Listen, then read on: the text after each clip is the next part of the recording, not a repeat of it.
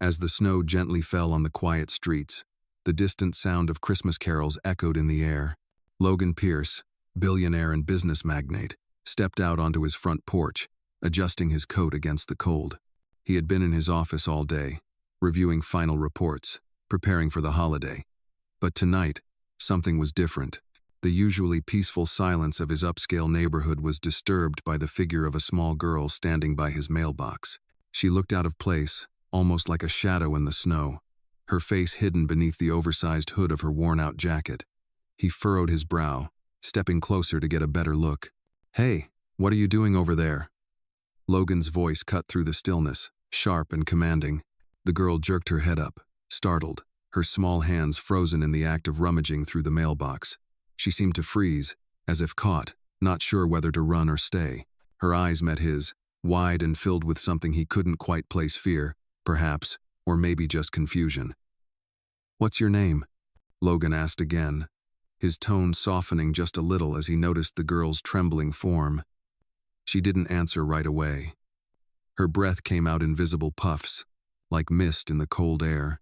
For a moment, she simply stared at him, her eyes filled with a mix of hesitation and resolve. Finally, her voice came out in a soft whisper, barely audible over the wind. "I'm looking for a letter. From my grandma." Logan blinked, puzzled. "A letter? From your grandma? This is my mailbox, kid." He took another step toward her, now able to see the frayed edges of her jacket and the worn shoes barely protecting her from the cold. It was clear that this little girl, no older than 7 or 8, was out of place in the luxury of this affluent neighborhood. She didn't belong here, or at least, not in the way the world around them seemed to expect. The mailbox, however, had been empty for days.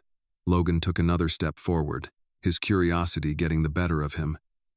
"Your grandma sent a letter here. When?" he asked, trying to understand the situation better. The girl's eyes welled up, but she quickly wiped them away. "A long time ago. She promised she'd send something, but it never came. I thought maybe this time." She looked down, her small hands gripping the edges of the torn envelope that she held out to him. Logan felt his chest tighten. Something about her story didn't sit right with him, but there was no time for second-guessing. Something in the way she stood there alone in the cold, in a neighborhood where children played inside warm houses, pulled at his heart. He hesitated for a moment, then stepped closer, offering his hand. "Come on," he said, his voice softer now. "Let's get you inside. It's too cold out here." She stared at his outstretched hand, and for a moment, Logan wondered if she would reject him. But then, slowly, she placed her small, cold hand into his. She didn't speak, but the look she gave him, thankful, yet still full of uncertainty, was enough. Together, they walked toward the warmth of his house, the snow continuing to fall softly behind them. "I do not know why you are here." The question bounced around in Logan's mind as he led the little girl into his warm home. He closed the door behind them, sealing out the chill of the winter night. The girl looked up at him nervously as he guided her to the living room, her small feet shuffling on the soft rug. She seemed lost in the world of luxury surrounding her. Everything in the house felt distant, alien to her. Logan knelt down in front of her, trying to make her feel at ease. "What's your name?" he asked gently, his voice softening as he looked into her wide brown eyes. She hesitated for a moment before finally speaking. "Anna," she whispered, her voice barely audible. Logan nodded, smiling faintly. "Anna, huh? That's a nice name. You must be cold, huh?" Anna nodded quietly, her small body trembling despite the warmth inside. Logan noticed that she was still clutching the crumpled letter. He didn't want to push her too much, but there was something about this whole situation that didn't make sense. "So, Anna," Logan began, choosing his words carefully, "why were you digging through my mailbox?" Anna's eyes flickered down to the floor, her shoulders slumping as if the weight of the question was too much to bear. For a moment, she said nothing, just holding the letter to her chest. Logan waited, giving her time to speak, but when she finally did, her words broke his heart. "I thought maybe my grandma had sent something. A letter. She used to work here, a long time ago." Logan frowned, confused. "Your grandma used to work here? Why are you here, Anna? Why weren't you at home? Is someone expecting you?" The room felt suddenly heavy, as if the air had thickened.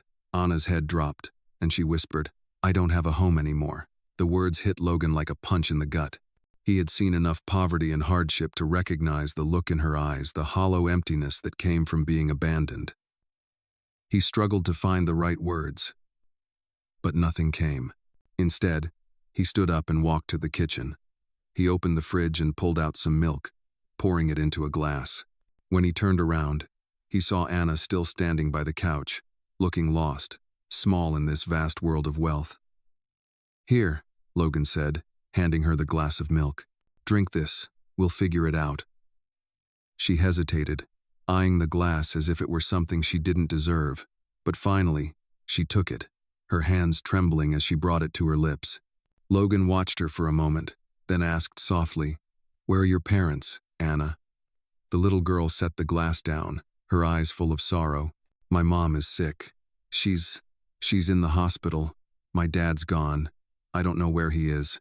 Logan's heart clenched. He didn't know what to say. He'd grown up in a world where problems were solved with money, but this was different. This little girl wasn't asking for wealth, she was asking for a home, for safety, for something that most people took for granted. I didn't know where else to go," Anna said, her voice barely above a whisper. "I remember my grandma working here. I thought maybe if I came back, someone would help." Logan's throat tightened. This was more than just a girl looking for a letter. This was a cry for help. He didn't know what to do. The girl was in front of him, fragile, full of fear and hope all at once. He glanced around the room, as if searching for some kind of answer in the familiar surroundings of his grand home. But nothing seemed to provide the clarity he needed. His mind raced, but all he could think was that he couldn't let this child go back into the cold. "Anna," he said, kneeling down to her level again, "you don't have to go anywhere. You're safe here. You're not alone." She looked up at him, her big brown eyes wide with disbelief, as though she couldn't quite understand what he was saying. She was so small, so vulnerable. But in that moment, something inside Logan clicked. He wasn't going to just send her away. She needed help, and he had the means to offer it. "Stay here tonight," he said gently, standing up again. "You can rest, have something to eat. We'll figure this out in the morning."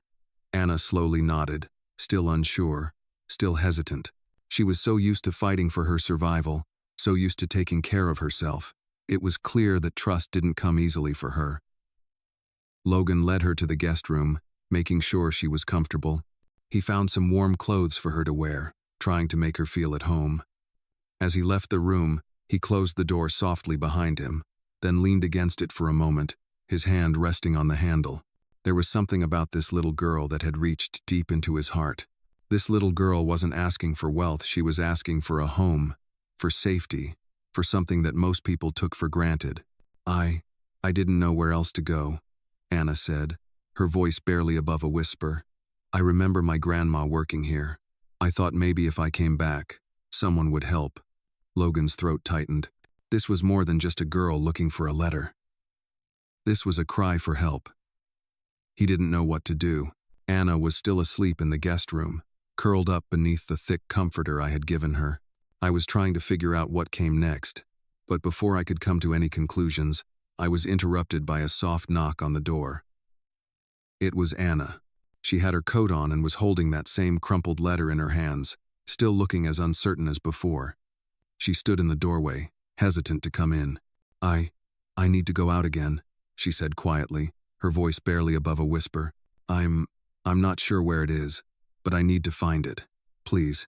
I froze for a moment, caught between concern and confusion. "Find what, Anna? What are you looking for?" She glanced down at the letter, her grip tightening on it. "The letter," she whispered. "My grandma sent it. It's the last thing she ever wrote me. I need it." I looked at her, feeling a mix of pity and helplessness.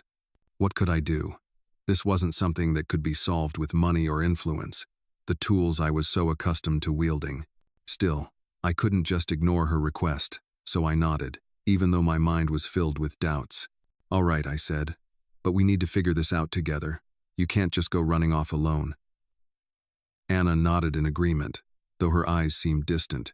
She turned back toward the house, walking carefully with the letter clutched to her chest.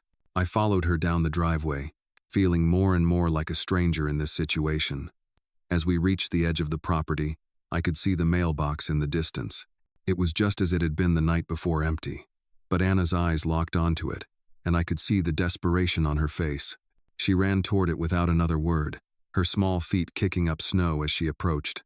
I was right behind her, my footsteps slower, more deliberate. "Anna," I called out, trying to get her attention. "You need to be careful." She didn't respond. When she reached the mailbox, she stood there for a moment, staring at it. Then she opened it. Empty. Again. Her face fell. I could see the tears welling up in her eyes, her small body shaking as she held the letter in front of her, almost as if she were trying to will it into existence. I stepped forward, placing a hand gently on her shoulder. "It's okay," I said quietly. "We'll figure this out. You don't need to keep looking. The letter's not here." She looked up at me, her eyes filled with an unreadable emotion. "I don't know where it is," she said softly. "But it's the only thing I have left. It's the only piece of my grandma I have." Her words hit me harder than I expected. For the first time, I understood why this letter meant so much to her. It wasn't just a letter, it was her connection to the only family she had left. I sighed, looking down at her.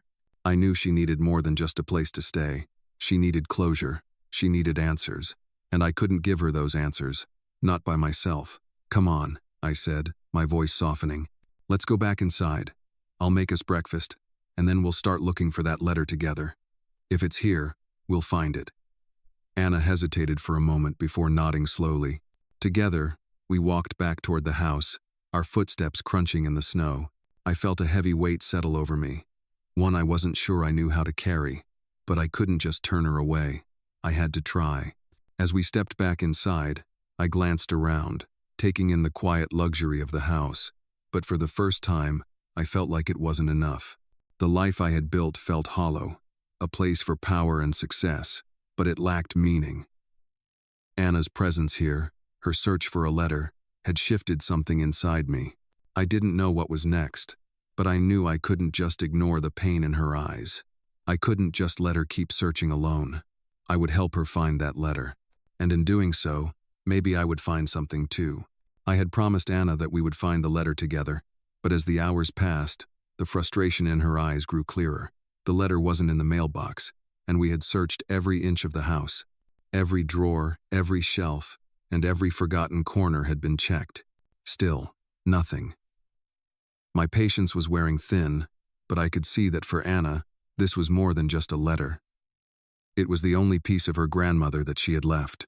I could feel the tension in the room growing as we sat together at the kitchen table. Anna's small hands were tightly gripping the letter she had found, now crumpled and worn from being carried around so much. She didn't speak.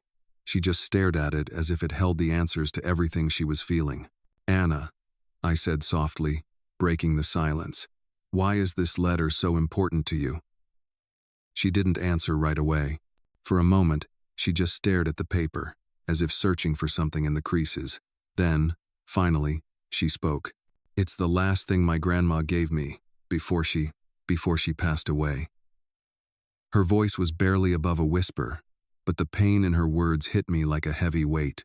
I had known Anna was living without her parents, but I had no idea how deep her loss went. The girl had already been through so much in her short life. She was the only family I had left, Anna continued, her eyes filling with tears. "When she died, I didn't know what to do. All I had was this letter. It's all I have now." I sat there, stunned by the weight of her words. I had never considered what it might be like to lose the only person in the world who cared for you. It suddenly felt like everything I had done, every step I had taken in this life, was so far removed from the pain Anna was experiencing. "I'm sorry, Anna," I said quietly, my voice cracking slightly. "I wish I could bring her back for you." She shook her head, wiping her eyes quickly. "You can't bring her back. But I thought maybe this letter would help me feel close to her again. I thought maybe if I could find it, it would make everything better." I could see the hopelessness in her eyes. She wasn't just looking for a letter. She was looking for a way to heal, a way to reconnect with a love she had lost. That was when I realized something. I couldn't fix this. There was no amount of wealth or power that could bring back her grandmother, no grand gesture that would make the pain go away. But there was something I could do. I could help her feel heard. I could give her a place where she wasn't alone. I stood up and walked to the other side of the room, opening a drawer in the cabinet. I pulled out an old photo album that I had kept in the back of the drawer for years. It was filled with pictures of my family, of moments long forgotten. "Anna," I said softly, holding the album out to her. "Maybe this won't bring back your grandmother, but it might help you remember the good things, the things that made you happy. You don't have to hold on to this one letter alone." Anna looked up at me, confused. I smiled gently. "This album, it's full of memories. Some of them are sad, but some are happy. And maybe, just maybe, you'll find something here that will make you feel like you're not alone." She hesitated, then took the album from my hands, her small fingers brushing over the worn cover. She opened it slowly, her eyes scanning the pages. I could see her face soften as she turned each page. There were moments of laughter, of warmth, and of love. As she reached the last page, her face lit up. "This is what I needed," she whispered. The picture in front of her was one of my grandmother, standing beside me in a place that no longer existed. It was the last memory of a time before everything changed, before the weight of life had made us all distant from one another. Anna stared at the photo for a long moment before looking up at me, her eyes filled with something I hadn't seen before: hope. "Thank you," she said softly, as if she understood something I didn't. I smiled back, feeling a warmth in my chest that I hadn't felt in years. I didn't know if Anna would ever find that letter, but I knew that in that moment, she had found something even more important, a memory, a piece of love that would carry her forward. The next morning, after a night filled with quiet reflection and a growing sense of responsibility, Logan woke to the sound of the wind howling outside. The sky was gray, the air cold, and there was something in the stillness of the house that felt too heavy to ignore. He had spent most of the night thinking about Anna, her search for the letter, and the way her life had unfolded in ways he could hardly comprehend. Despite all his wealth, all his connections, and all his accomplishments, there was one thing he knew for certain. He had never truly understood the struggles of someone like Anna. As he sat down in his office, his mind wandered to the promises he had made to her. He had promised they would find the letter, but the more he thought about it, the more he realized that this was not just about a letter. This was about Anna's search for belonging, for a sense of connection, for something she could hold on to. He knew he couldn't solve everything, but he could give her a chance. He could give her the support she needed. He stood up from his desk, walked toward the guest room, and knocked gently on the door. There was no response at first, but after a moment, the door creaked open. Anna stood in the doorway, her eyes wide, her face still flushed from sleep. "Hey," Logan said softly, smiling as he tried to lighten the mood. "You awake?" Anna nodded, still looking uncertain. She had been so quiet the past few hours, and Logan couldn't help but wonder if the weight of everything was too much for her to bear alone. "I've been thinking," he continued, kneeling down to her level so they were eye to eye. "I know we haven't found that letter yet, but I don't want you to feel like you're in this alone. We'll keep searching, but let's start talking. Tell me about your grandma. What was she like?" Anna's eyes softened as she took a deep breath, sitting down on the edge of the bed. She fiddled with the edges of her coat, her voice quiet as she spoke. "She was kind," Anna said, her voice cracking slightly. "She always knew how to make me feel safe. She was the only one who cared when no one else did. When my mom and dad couldn't take care of me, she was there." Logan nodded, absorbing every word she said. He had seen the loneliness in Anna's eyes from the first moment they met, but hearing her speak about the only person who had ever truly cared for her made him realize just how much weight she had carried on her small shoulders. "I'm sorry you lost her," Logan said gently, feeling the knot in his throat tighten. "That's a lot to handle, especially for someone your age." Anna shrugged, her voice small. "It was just the way it was, but that letter, it was all I had left of her." Logan sat down beside her, resting a hand on her shoulder. He didn't know how to fix what had happened to her, but he was determined to help her find a way forward. "We'll find it, Anna," he said with conviction. "But it's not just about the letter. You're not alone. You have people who care about you now, and you don't need to carry everything by yourself anymore." Anna didn't respond at first, her eyes downcast as she absorbed his words. But after a long moment, she nodded, a small smile tugging at the corners of her lips. "Thank you," she whispered. Logan smiled back, feeling a sense of relief settle over him. He had promised to help her, and in that moment, he knew he would keep that promise. He would do whatever it took to make sure Anna didn't have to feel alone anymore. But as they stood up and began to search the house once more, Logan couldn't help but think that maybe, just maybe, the letter wasn't the answer she needed after all. Maybe what Anna needed was something more intangible, something that couldn't be found in a crumpled piece of paper. And maybe, just maybe, he could help her find it. The morning after our conversation, things seemed different between Anna and me. There was a new level of understanding between us, though unspoken. It was as if the promise to help her had shifted something, both in her and in me. I wasn't sure exactly what she needed to heal, but I knew that I could no longer be a passive observer in her journey. I had to become part of the solution. As we continued our search for the letter, Anna's quiet determination never wavered. She wasn't just looking for a piece of paper. She was looking for the last connection to a woman who had been the only constant in her life.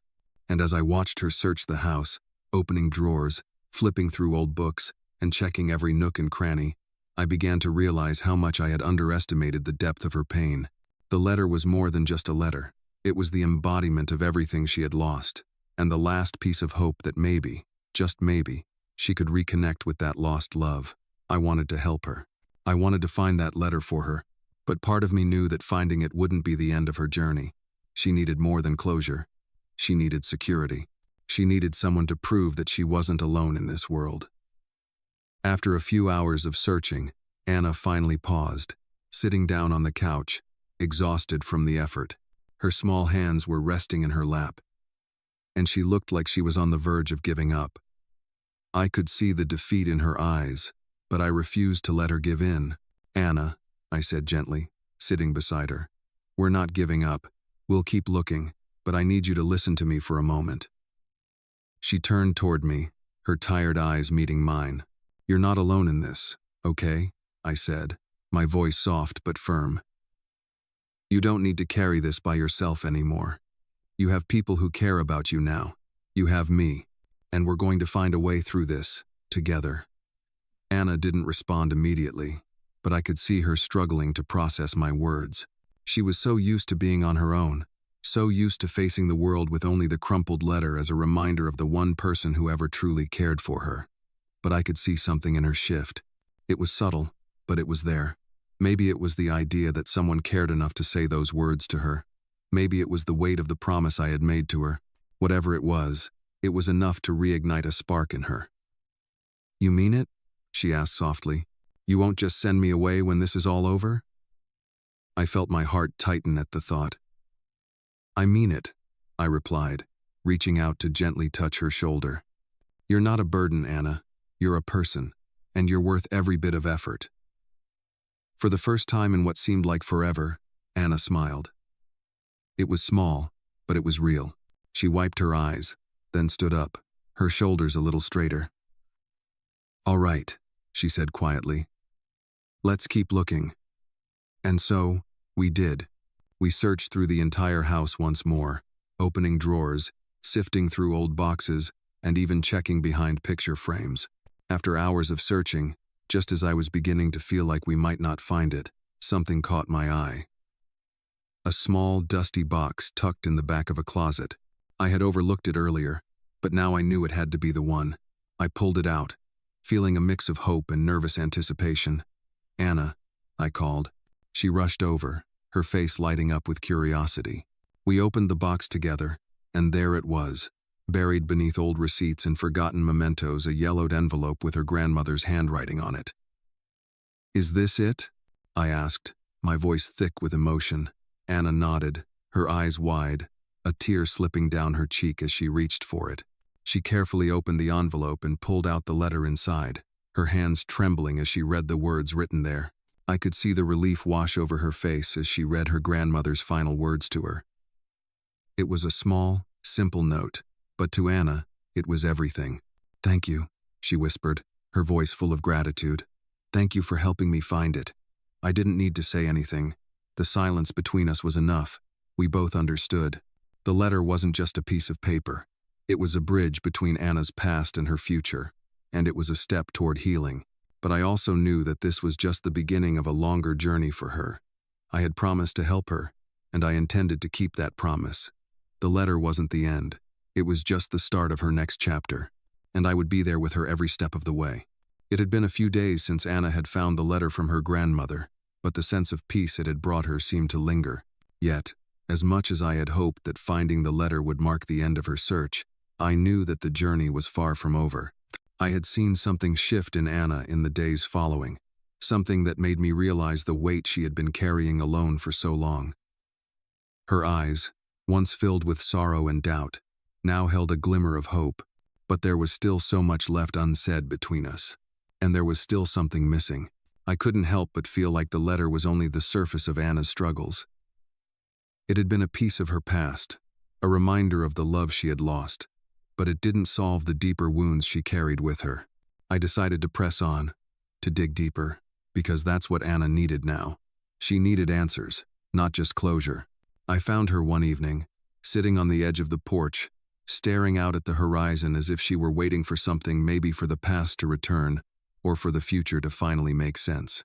"Hey," I said, stepping outside and sitting beside her. "You've been quiet lately. What's on your mind?" She turned to look at me, her face soft, but I could tell she was still struggling. "I've been thinking," she said, her voice barely above a whisper, "about my mom and my dad. I don't really know where they are, or if they even care about me anymore." My heart sank for her. I had known Anna had lost her parents, but hearing her speak of it so openly about the emptiness, the not knowing was harder to bear than I expected. "You don't have to carry that by yourself," I said gently. "We'll figure this out, Anna. I'll help you find them." Her eyes flickered with something, maybe relief, maybe fear. "I don't even know where to start," she admitted, shaking her head. "I don't even know if they want to be found." There was a long pause before I spoke again. "Maybe they don't know what you've been through either," I said. "Maybe they don't know how much you need them, but we can try to find out. You don't have to go through this alone anymore." I could see her trying to process my words, trying to make sense of them. I could tell that deep down, she wanted to believe that someone cared, that someone was willing to go through the effort of searching for answers. But it was clear that she had given up on the idea of being found a long time ago. "What if they don't want me to find them?" she asked, her voice trembling. "What if they've moved on?" I placed a hand on her shoulder, offering the comfort I knew she needed. "If they've moved on, then we'll deal with that when we get there," I said, my voice steady. "But you deserve to know. You deserve to have closure, and to know that you're not forgotten." For a moment, there was silence between us. Anna's shoulders were hunched as if she were bracing herself for something, as if she were waiting for a storm to pass. I could see that she had built up walls around herself, and I knew it would take time to tear them down. But I was willing to be patient. I had made a promise to her, and I was going to keep it. We spent the next few days trying to track down any information we could about Anna's parents. I contacted a few people I knew who might have connections, and we spent hours searching through old records, making phone calls, and going through social media pages. Each step was slow, and with every call that led nowhere, I could feel Anna's hope beginning to waver again. But I didn't let her see my frustration. I kept pushing, for both of us. Finally, after what felt like an eternity, I received a breakthrough. I found an address, a possible lead. Anna's parents had moved several times over the years, but this address seemed like the most recent. It wasn't much, but it was enough to give us a starting point. I looked over at Anna, who had been sitting quietly in the corner of the room, her gaze distant. "I think I've found something," I said, my voice full of cautious optimism. She looked up, her eyes wide. "What is it?" I showed her the address, and for the first time in days, I saw a spark of hope in her eyes. "This is it?" she asked, her voice full of disbelief. "This could be it," I said, nodding. "But we can't jump to conclusions. We'll go there tomorrow, and we'll see what we find." The excitement was palpable in the room, but there was also a sense of fear in Anna's eyes. I could see the hesitation in her face, the fear of what might happen when we finally found them. I placed a reassuring hand on her arm. "Whatever happens, Anna, we'll face it together." As the night wore on, I could sense the weight of the moment settling over us. The journey had been long, and it wasn't over yet. But in that moment, I knew that Anna had taken the first step toward finding the family she had been searching for, and that was something worth fighting for. The following morning, we set out early, the chill of the winter air cutting through the silence between us. Anna had dressed quietly, her eyes reflecting the uncertainty and the weight of what was to come. As we drove, I could feel her tension, her fingers tightly gripping the seat, as if she were bracing for something she wasn't sure she was ready for. We had driven through the city to a part of town neither of us was familiar with, a place that felt far removed from the comfort of the life I had come to know. It was a neighborhood full of old houses, the kind that had seen better days but still stood strong, holding memories of lives lived. The address I had found led us here, and now, standing at the foot of the stairs that led to the house, I felt the heavy pull of what we were about to do. I turned to Anna, who stood just behind me, her small figure barely visible next to me. "Are you ready?" I asked, my voice softer than I intended. She didn't answer immediately, just stood there, her eyes fixed on the house in front of us. I could feel her heart racing, the tension radiating off of her. She wasn't ready, I could see that, but she had to be. This was her chance to find the people who had once been her family. Her silence spoke volumes. She was terrified. I could see it in the way her hands shook, in the way she hesitated to take the first step. "We don't have to do this," I said, trying to offer her an out, but I could see the determination flicker in her eyes. She shook her head. "No," she said softly, but with an underlying firmness. "I need to do this. I need to know." I nodded, understanding more than she could possibly know. With a deep breath, I reached for the doorbell, my finger lingering on the button for a moment before I pressed it. The sound of the chime echoed through the quiet neighborhood, and the weight of the moment hit us both. For a few long seconds, nothing happened. Then, I heard the shuffle of footsteps from inside, and the door creaked open. A man, older than I had expected, stood in the doorway. His hair was graying at the temples, and his eyes, though tired, held a certain sharpness. For a moment, neither of us spoke. The man looked from me to Anna, then back again, his expression unreadable. I stepped forward, trying to fill the silence.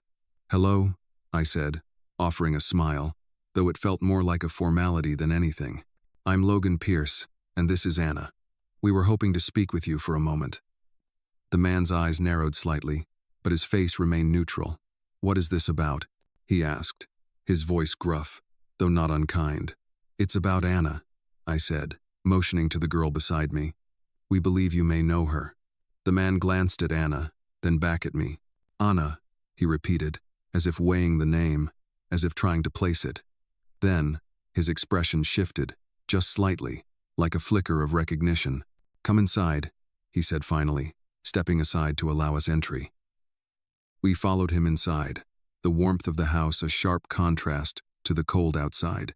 The man led us to a small living room, where he gestured for us to sit. Anna remained silent, her hands clasped tightly together in her lap. "I don't know what this is about," the man began, "but if you're looking for answers, you've come to the right place. My name is James." His voice softened as he spoke Anna's name. "I don't know if you remember me, Anna, but I was your father's brother." Anna's breath hitched, her eyes wide, but she said nothing. I could feel her stiffen beside me. James seemed to notice, but he didn't press. Instead, he sat down across from us, his gaze steady. "It's been a long time," he said quietly, "but I've been trying to find you. I didn't know where to start. I had no idea how to reach out." Anna swallowed hard, her eyes still locked on him, her lips trembling slightly. "You're my uncle?" she asked, her voice barely above a whisper. James nodded, his face softening. "Yes, I'm sorry. I should have reached out sooner, but I didn't know where you were. After everything that happened," his voice trailed off, and for the first time, I could see a crack in his calm exterior. Anna's face was a mixture of confusion and relief. "Why didn't you find me before?" she asked, her voice steady but quiet. I didn't know what had happened to you, Anna. Your parents." James paused, then let out a deep sigh.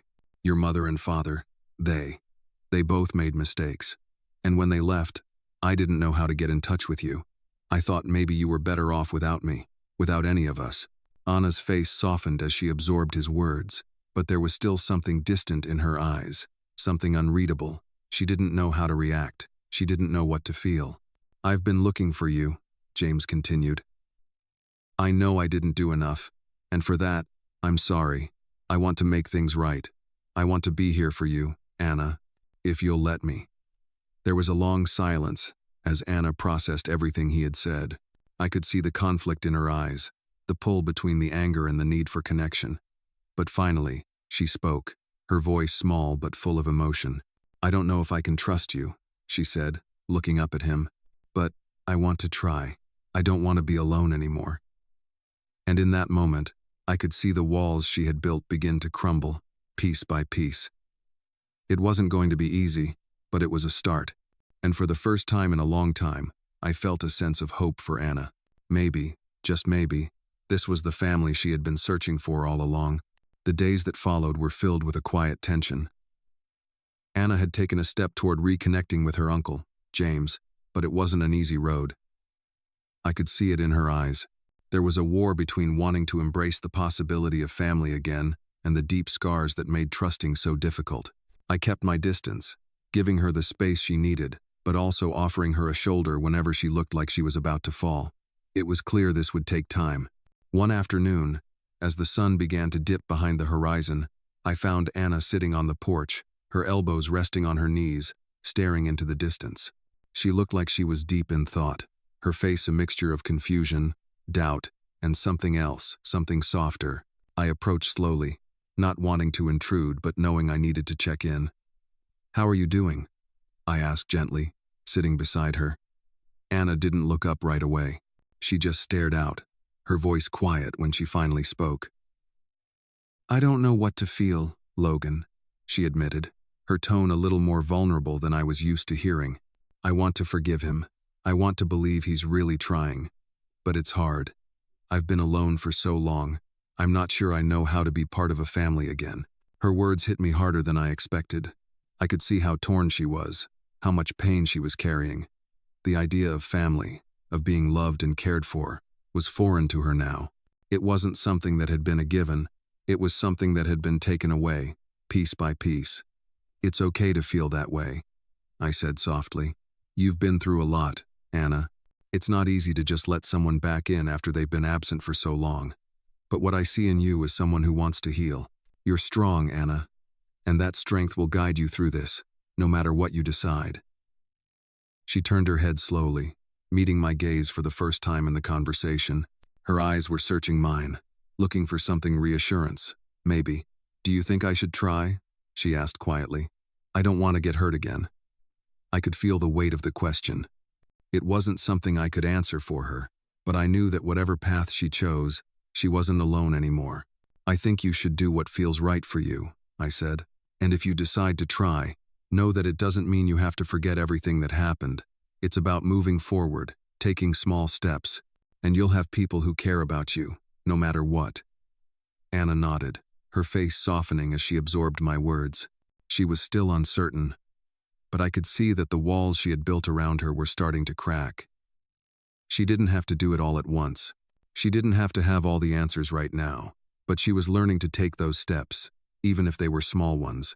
That evening, we sat on the porch for a long time, watching the stars appear one by one in the darkening sky. The weight of the past wasn't gone, but it didn't feel as heavy anymore. There was hope in the air, a quiet kind of hope that things could get better.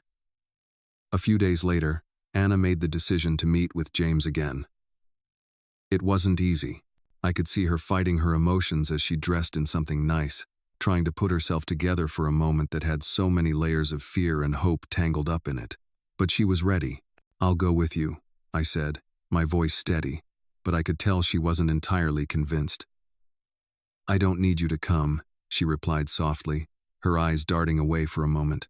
I just need to do this myself. I respected that, and I knew deep down that this was something Anna had to face on her own, no matter how much I wanted to protect her. She needed to do this for herself, to start healing the wounds she had been carrying. As she left, I stayed behind, sitting quietly in the living room, my mind on her. I didn't know what would happen next, but I knew that this was the turning point. There was no going back now. She was going to face her past, and in doing so, she was going to decide what her future would look like. Hours later, when Anna returned, her face was unreadable. My heart dropped in my chest, wondering what had happened. But as she sat down next to me, I could see something in her eyes that I hadn't seen before. Peace. She had made the decision to try. She had chosen to open her heart to the possibility of healing. How did it go? I asked softly, not wanting to push her. She looked at me, her lips curving into a small, almost hesitant smile. I think it's a start, she said quietly. It's not perfect, but it's a start. And just like that, I knew that this was only the beginning of Anna's journey. It wasn't going to be easy, but she was on her way. She was learning to trust again, to open up to the idea of family and love. And for the first time in a long time, I believed that she had a chance to heal. Days passed, and slowly but surely, Anna's relationship with her uncle, James, began to evolve. It wasn't immediate. There were moments of awkward silence between them, as both tried to find their footing after so many years apart. But there was progress, small yet significant progress. I could see it in the way Anna started to open up more, letting her guard down just a little. She still wasn't ready to fully embrace the idea of family, but she was beginning to see that maybe, just maybe, it wasn't something to fear. I spent a lot of time watching her from a distance, allowing her to navigate this on her own, while offering my support when she needed it. The decision to trust wasn't easy for her, but each day that passed showed me that she was becoming stronger, more resilient. I couldn't help but admire her strength. It was the kind of strength you only see in people who have survived something unimaginable. That evening, as we sat together in the living room, the air was different. There was an unspoken understanding between us, an understanding that things were beginning to settle. James had invited us over for dinner again, and this time, Anna was the one to suggest it. I think I'm ready, she said quietly one afternoon, her fingers nervously tapping on the table. Ready for what? I asked, my heart in my throat. To go back to James's, she said, her voice steady but full of emotion. I want to give this a real chance. My heart swelled with pride. She was taking the next step, and I was so proud of her. It wasn't about the past anymore. It was about moving forward, and Anna was ready. The dinner at James's house was different this time. There were no long silences, no awkward tension. Instead, there was laughter, real laughter. Anna and James talked, shared stories about her childhood, and reminisced about the times when she was younger. It was clear that they had a long way to go, but the walls between them were starting to come down. I could see the change in Anna.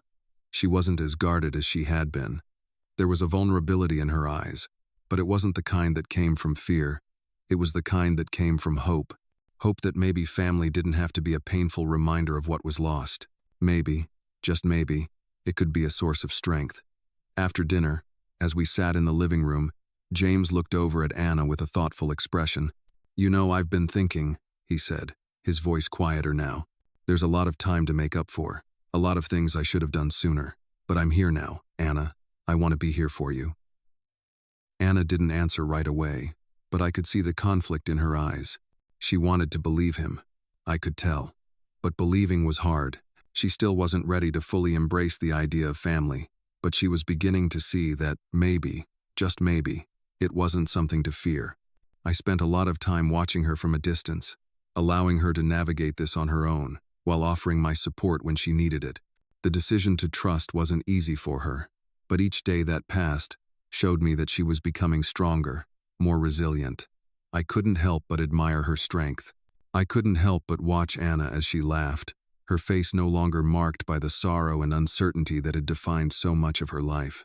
She was starting to find her place in this new reality, one where she wasn't alone, one where family, though complicated, was still possible. As we left James's house that night, Anna was quieter than usual, lost in her thoughts. I didn't push her to talk. I knew that whatever she was feeling, she needed time to process it on her own. I'm proud of you, I said as we drove back. Anna looked at me, her eyes tired but soft. For what? She asked, a hint of a smile playing at the corners of her lips. For taking the next step, I said gently. For being brave enough to try. Anna didn't answer, but I saw the small smile tug at her lips again, and it was enough. In that moment, I knew that she was on her way to healing. It wouldn't be easy, and it wouldn't happen overnight, but she was finding the strength to take the next step, and that was all that mattered. And as we pulled into the driveway, I realized that we had both come a long way.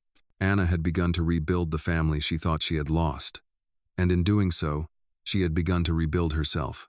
It had been weeks since Anna had reconnected with her uncle, James, and in that time, things had started to feel more normal at least, as normal as they could be.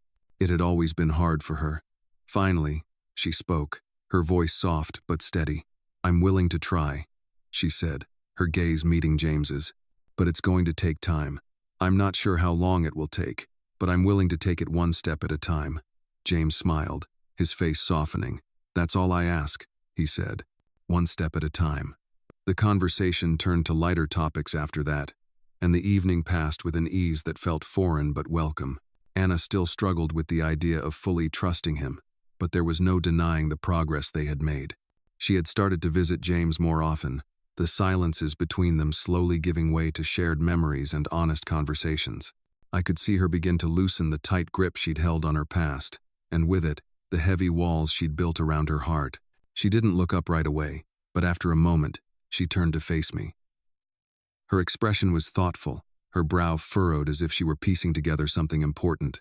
"I've been thinking about my mom," she said quietly, her voice tinged with a mixture of sadness and uncertainty. "About everything that happened before everything fell apart." Her words were slow, measured, as if she were trying to find the right way to express what had been bubbling up inside her for so long. I stayed silent, letting her speak when she was ready. "I don't know how to feel about her anymore," Anna continued, her voice wavering slightly. "I've spent so much time trying to forget what happened, trying to pretend like it didn't matter. But now that I'm starting to build a relationship with James, I don't know if I can just forget her. I don't know if I should forgive her for everything she did or didn't do." My heart ached for her. I knew the pain of having family who didn't show up, of carrying around unresolved feelings for someone you loved but couldn't trust. "You don't have to have all the answers right now," I said gently, placing a hand on her shoulder. "It's okay to feel conflicted. Forgiveness is a process. It's not something you just do overnight. You can take your time with it." Anna nodded, but there was a lingering doubt in her eyes. "I just don't want to hold on to the anger anymore." One evening, as the sun dipped below the horizon, casting a soft golden glow over the neighborhood, I found Anna sitting in the backyard, her knees drawn up to her chest as she stared out into the distance. She looked lost in thought, as if something was weighing heavily on her mind. I hesitated for a moment before approaching, not wanting to intrude, but knowing she could use someone to talk to. "Hey," I said softly, taking a seat next to her. "What's going on? You seem a little distant. You have people here who care about you, who want to see you find peace with what happened." Anna was quiet for a long time, her gaze still fixed on the horizon. It was clear that she had a long way to go before she could fully heal from everything that had happened. But for the first time, I saw something shift in her. It wasn't a huge change, but it was there a flicker of hope, of understanding. After a while, she spoke again. "I want to try," she said, her voice steady. "I want to start letting go of the anger. I want to heal, but I don't know how to start." "You already have," I told her. "By acknowledging the pain and the anger, by being willing to face it, you've already taken the first step. The rest will come with time, and you don't have to rush it. Just take it one day at a time." Anna smiled faintly, the smallest hint of relief in her expression. "Thank you," she said softly, "for being here, for not giving up on me." I smiled back, my heart full. "You don't have to thank me. I'm not going anywhere." As we sat there together, watching the last of the daylight fade away, I knew that Anna's journey was far from over, but I also knew that she wasn't facing it alone anymore. She had found her strength, and she had found the courage to take the next step. Whatever the future held, I was certain that Anna would be able to face it with the resilience she had always carried within her, even when she didn't realize it. And that, in itself, was a victory.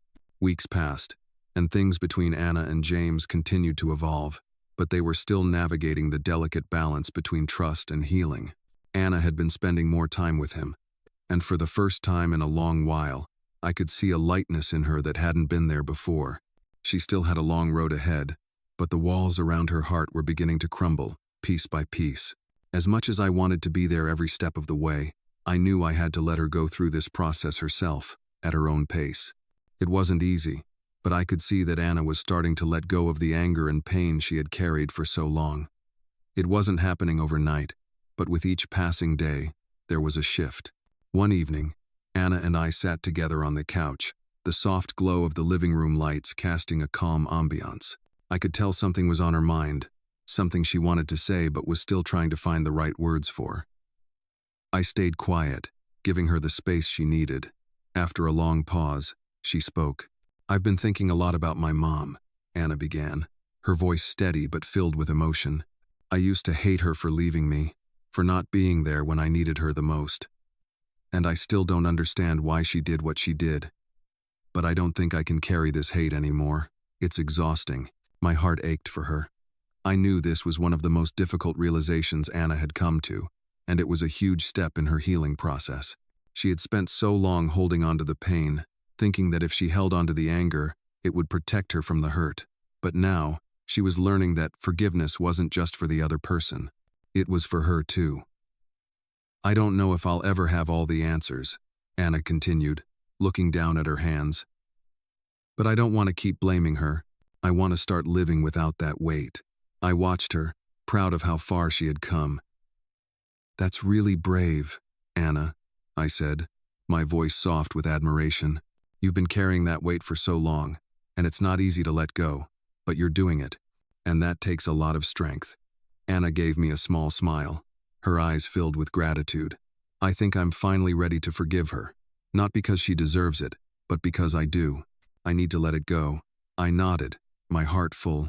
Forgiveness isn't easy, but it's the only way you can move forward. It's not about excusing what happened. It's about freeing yourself from it. Anna sat quietly for a moment, then let out a deep breath, as if she had just made peace with something that had been tormenting her for years. "I don't know if I'll ever have a real relationship with her," Anna admitted, "but I think I can finally let go of the anger. I'm ready to start healing." I reached out and placed my hand on hers. "That's all you can do, Anna. You've already made the hardest choice. The rest will come in time." As we sat there, I couldn't help but think about the incredible journey Anna had been on. She had been through so much loss, so much pain, and yet here she was, finding her way toward healing. It was a long road, but I knew she was strong enough to walk it. Later that evening, James came over for dinner.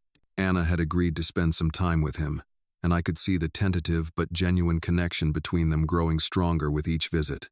There were still moments of hesitation, moments where old fears crept in, but for the first time, I saw something different in James's eyes. He wasn't just trying to be a father figure to Anna anymore. He was trying to be her family. It wasn't perfect, but it was a start. We sat down to a quiet dinner, the conversation light and easy, something that had once felt impossible. For the first time in a long time, there was no tension, no heavy silence. It felt like we were finally finding a rhythm. After dinner, Anna turned to me, her eyes sparkling with something new. "I think I'm ready to visit her," she said quietly, her voice filled with both determination and fear. "I'm ready to face my mom. Maybe I'll never get the closure I want, but I think I can go to her now. I think I can forgive her." My heart swelled with pride. "Whenever you're ready, I'll be here," I said, offering her the support she needed. Anna nodded, her expression softer now, as if a weight had been lifted. "Thank you," she said, her voice quiet but full of sincerity. "Thank you for being here, for not giving up on me." I smiled and squeezed her hand. "You don't have to thank me, Anna. You've done the hard work. I'm just here to walk beside you." The journey wasn't over yet, but for the first time in a long time, I believed that Anna was ready to face whatever came next. She was learning to forgive, to heal, and to move forward. And as she took that next step, I knew she was no longer alone. As the months went by, Anna's transformation was nothing short of remarkable. The girl who had once carried the weight of anger and abandonment was now slowly building a life where hope, not pain, led the way. It wasn't an easy journey, and there were still days where she wrestled with the past, with memories of what had been lost, but the walls she had built around her were coming down, one brick at a time. The healing wasn't perfect, but it was real. I watched as Anna began to forge a new relationship with her uncle, James.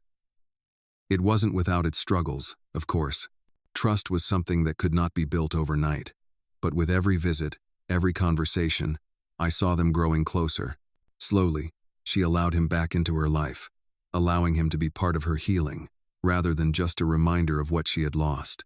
One afternoon, Anna came to me with a look I had come to recognize, the one that meant she had something important on her mind.